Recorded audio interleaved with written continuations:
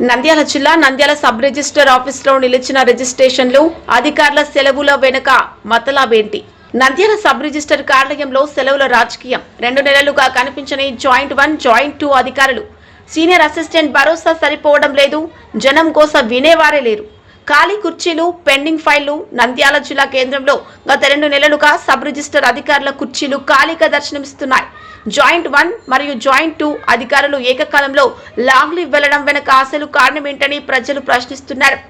Assistant చేతిలో office. ప్రస్తుతం senior assistant Gopalarao కార్యాలయాన్ని నడిపిస్తున్నప్పటికీ సాంకేతిక మరియు చట్టపరమైన కారణాల వల్ల కీలకమైన దస్తావేజుల రిజిస్ట్రేషన్లు నిలిచిపోయాయి.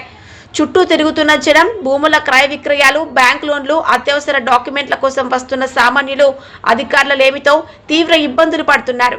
జిల్లా కేంద్రంలోనే ఈ పరిస్థితి ఉంటే ఉన్నతాధికారులు ఏం చేస్తున్నారనే విమర్శలు వ్యక్తమవుతున్నాయి.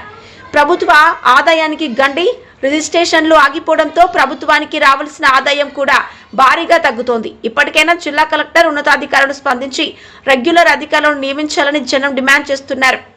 నంద్యాల జిల్లా కేంద్రంలోని సబ్ రిజిస్టర్ కార్యాలయం ఒక విచిత్రమైన పరిస్థితిని ఎదుర్కొంటుంది.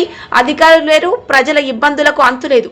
అసిస్టెంట్లు ఉన్నా కీలక సంతకాలు చేసే అధికారం లేక ఫైళ్లు మూలన పడ్డాయి. మరి ఈ గందరగోళానికి తెరపడేదెప్పుడు?